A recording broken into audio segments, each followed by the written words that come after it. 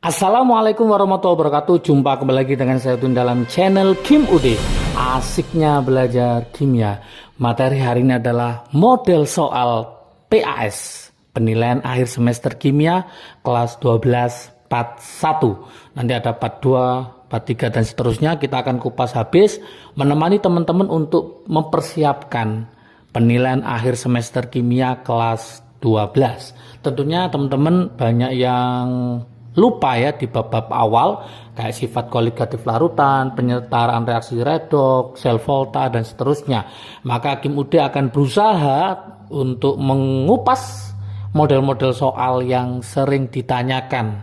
Ini permintaan dari banyak teman-teman semua ya untuk mereview ulang materi dan model soal yang harus dikuasai pada penilaian akhir semester kimia kelas 12. Oke, tanpa berlama-lama kita mulai dari materi awal yang tentunya teman-teman masih ingat ya, awal-awal kelas 12, yaitu sifat koligatif larutan. Sebenarnya sifat koligatif larutan ini hanya permainan rumus ya, tapi ada beberapa konsep yang kadang-kadang ditanyakan ya, contohnya penerapan dalam kehidupan sehari-hari itu pasti akan keluar ya. Oke, saya langsung aja apa aja yang harus dikuasai di sifat koligatif larutan ya. Untuk materinya sudah lengkap di channel Kim UD, silahkan dipelajari semua mulai dari awal sampai akhir. Untuk materi kelas 12 dari sifat koligatif larutan sampai kimia unsur sudah ada semua ya. Oke. Kita kupas ya sifat koligatif larutan.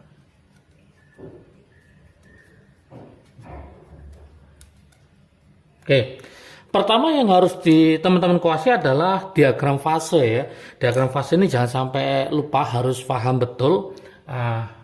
Saya ulang lagi, dulu sudah pernah saya bahas ya. Nah, seperti ini.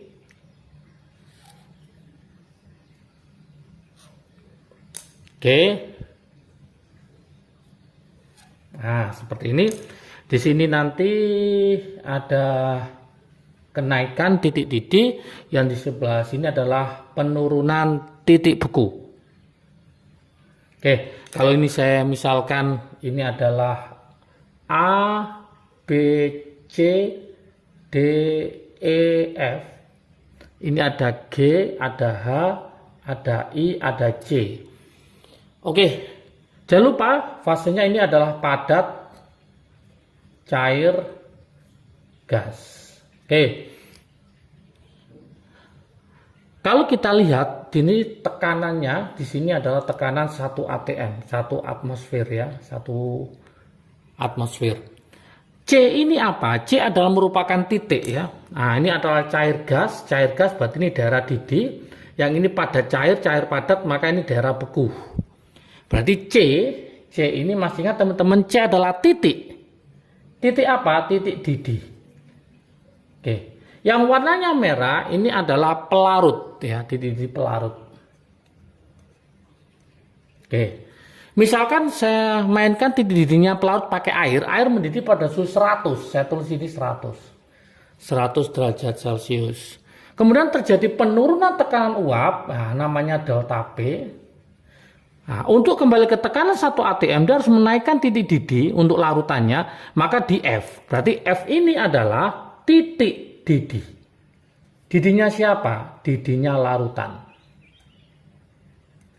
Oke. Anggaplah menjadi 105. Ada selisih. Ada selisih berapa? Awalnya titik didih air adalah 100, kemudian menjadi 105. Berarti ada selisih naik sebanyak 5. Maka IJ ini, titik IJ itu adalah kenaikan titik didih. Kenaikan titik didih, atau yang disingkat dengan delta TB. Nah, ini harus paham teman-teman. Kemudian air membeku pada suhu berapa? Ingat, membeku pada suhu 0 derajat Celcius misalkan gitu. Berarti kesimpulannya A ini sebagai apa? Maka A sebagai titik beku pelarut. Titik beku pelarut. Oke, kemudian D, nah, yang warna hijau ini, maka larutannya, maka yang D ini adalah titik beku larutan.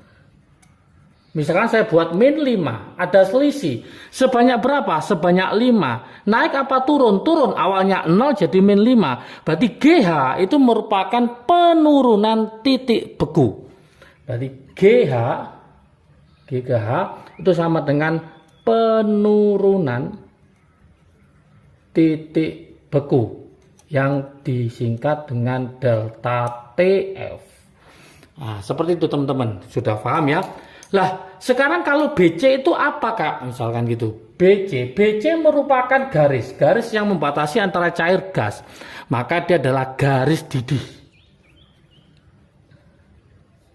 Garis didih. Untuk siapa? Karena warna merah, maka garis didih pelarut. Oke. Berarti EF, ini E ya. EF merupakan apa?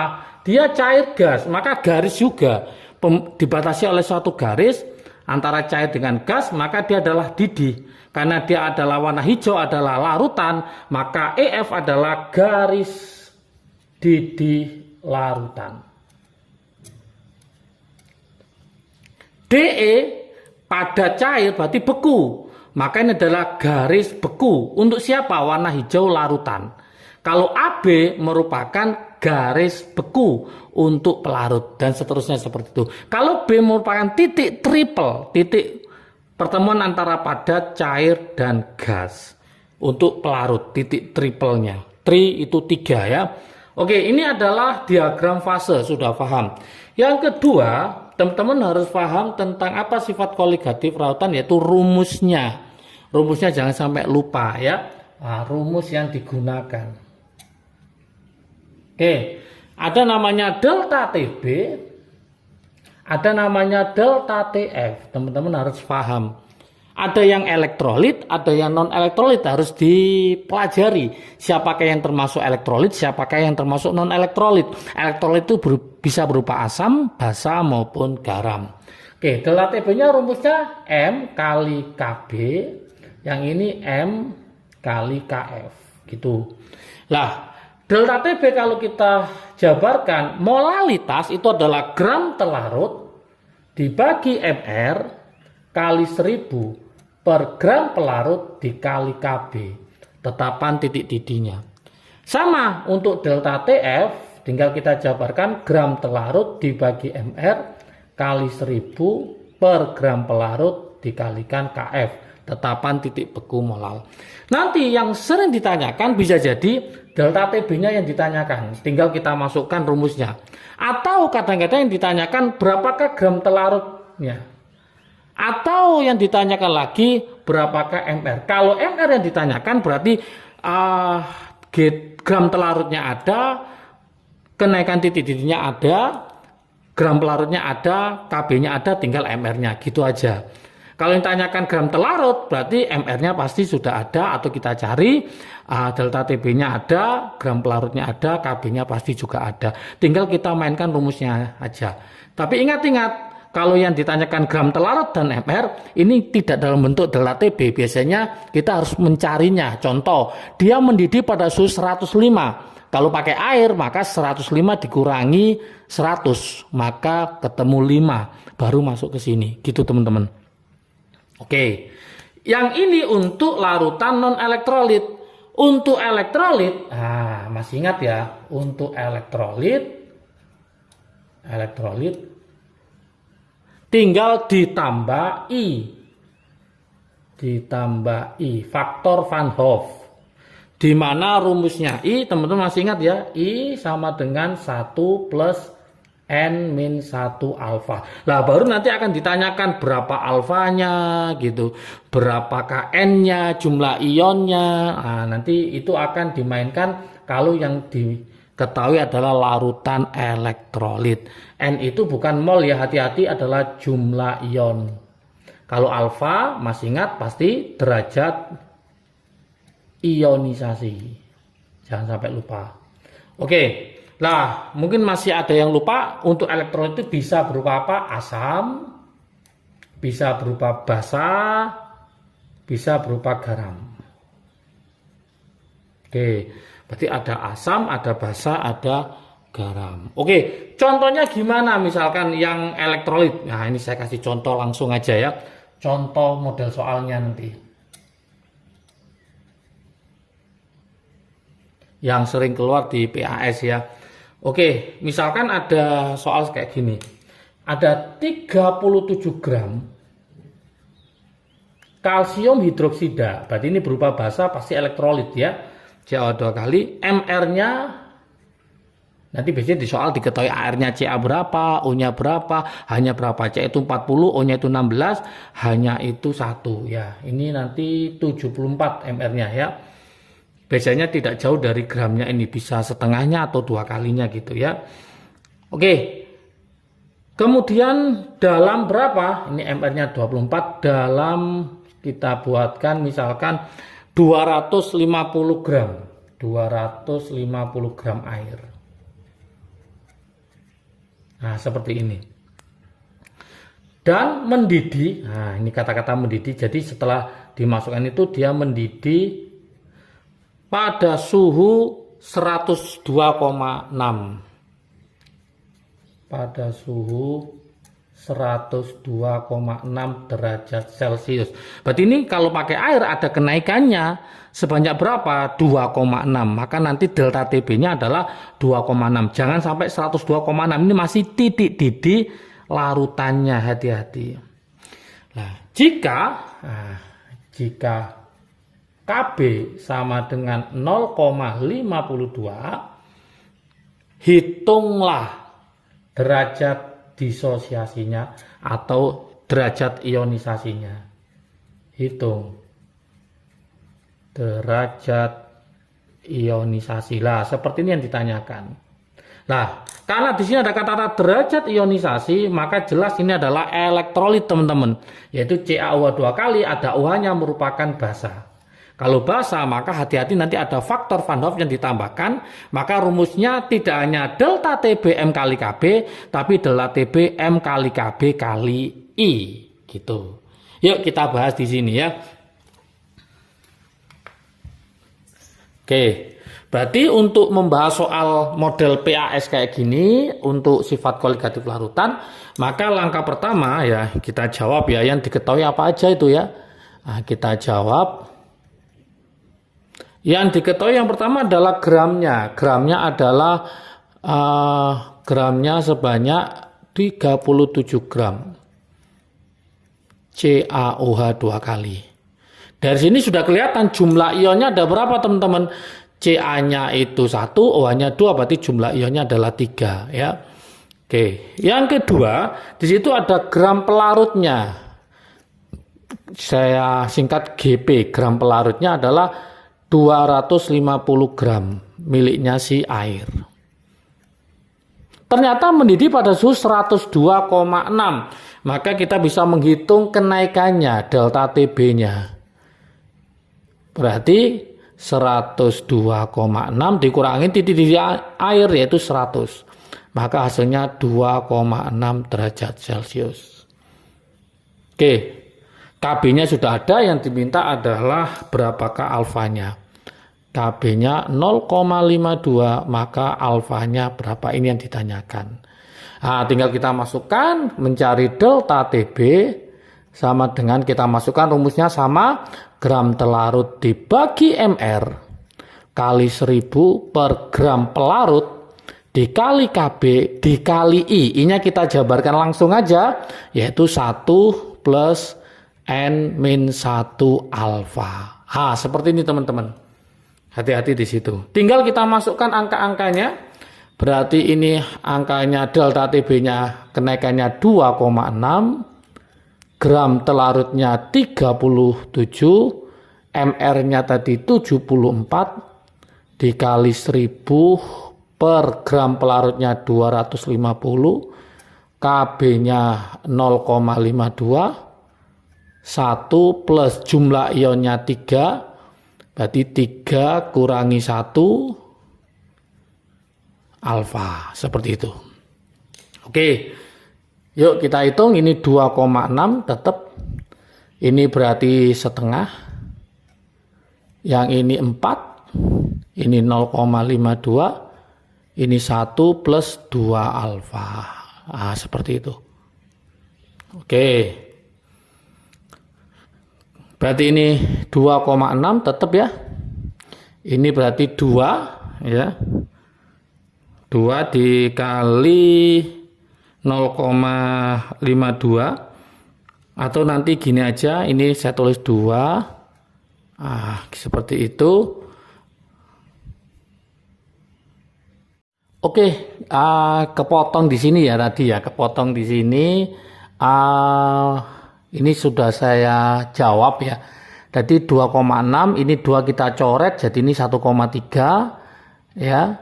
Kemudian 0,52 kali 1 ketemu 0,52 ditambah 0,52 kali 2 alfa berarti ketemu 1,04 alfa. Kemudian 1,3 tadi hasil dari ini kita coret ya. Berarti ini kita coret ketemu 1,3 sama dengan 0,52 ditambah 1,04 alfa. 0,52 kita pindah ruas, berarti 1,3 dikurangi 0,52 ketemu 0,78 sama dengan 1,04 alfa. Jadi alfanya ketemu 0,78 dibagi 1,04 atau sama dengan 3/4. Kadang di soal itu dipakai desimal 0,75, kadang di soal juga pakai persen, yaitu 75%. Seperti itu teman-teman semua. Oke, ini model soalnya nanti ya. Ini untuk yang elektrolit. Untuk yang non elektrolit enak, nggak usah tanpa I ya. Jadi untuk elektrolit bedanya nggak ada ininya.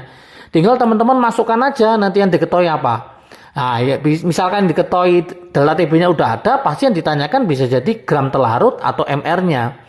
Kalau yang ditanyakan MR-nya berarti senyawa itu dirahasiakan, hanya senyawa non elektrolit gitu.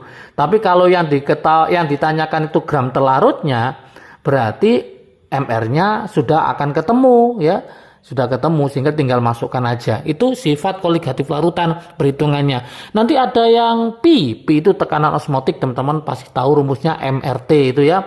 Kalau yang elektrolit tinggal ngalikan I, berarti MRT kali I seperti itu.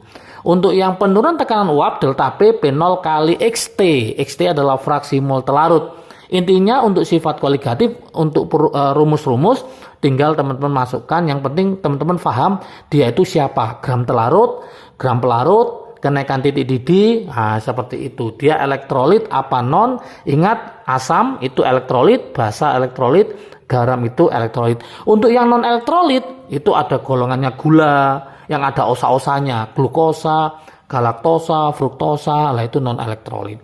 Kemudian yang nggak kalah pentingnya yang konsep itu adalah apa ya, dalam kehidupan sehari-hari penerapan. Lah ini yang kadang-kadang teman-teman masih bingung ya, penerapan sifat koligatif, penerapan sifat koligatif larutan dalam kehidupan sehari-hari. Nah ini konsep ini pasti keluar ini. Kehidupan sehari-hari apa saja. Ya, oke. Kita mulai misalkan tekanan uap ya, penurunan tekanan uap. Ini apa aja? Penurunan tekanan uap. Yang dilambangkan dengan apa? Delta P ya. Nah, ini contohnya biasanya yang sering itu adalah kolam apung itu ya, kolam apung dalam taman rekreasi itu ya. Nah itu pakai ini, pakai prinsip penurunan tekanan uap. Kemudian ada yang namanya laut mati ya, itu kadar garamnya sangat tinggi. Nah, ini juga tekanan uap ya. Kemudian mendapatkan benzena murni ya, itu juga tekanan uap. Mendapatkan benzena murni. Oke, kemudian ada lagi yang kenaikan titik didih. Penerapannya apa? Kenaikan titik didih. Yang dilambangkan dengan apa teman-teman? Yaitu delta TB ya. Nah ini yang sering keluar ini adalah destilasi atau penyulingan. Itu perbedaan titik didih. Destilasi atau penyulingan minyak bumi itu boleh ya, penyulingan. Kemudian ada lagi air mendidih. Nah, itu juga proses kenaikan titik didih. Air mendidih gitu. Oke, kemudian kalau yang contoh untuk delta TF. Delta TF itu masih ingat teman-teman, yaitu penurunan titik beku. Itu contohnya adalah penambahan garam pada es puter itu ya. Itu untuk menurunkan titik beku. Jadi garamnya itu dikasihkan pada esnya, es batunya ya, bukan ke es puternya ya, ke es batunya untuk menurunkan titik bekunya. Jadi penambahan garam. Penambahan garam pada pembuatan es puter. Pasti ini sudah banyak yang mempraktekkan ya es puter. Kemudian etilen glikol ya, etilen glikol ditambahkan pada radiator mobil ya untuk mendinginkan ya, etilen glikol ditambahkan pada radiator mobil. Ini juga yang paling banyak itu juga tekanan osmosis ya. Tekanan osmosis itu nanti bisa cuci darah ya, mesin cuci darah pakai dialisator itu juga masuk di tekanan osmosis. Terus nanti bisa infus itu tekanan osmosis teman-teman. Kemudian membasmi lintah dengan garam ya. Terus desalinasi air laut. Maksudnya dibuat netral air laut itu pakai osmosis balik, itu juga termasuk prinsip tekanan osmosis ya.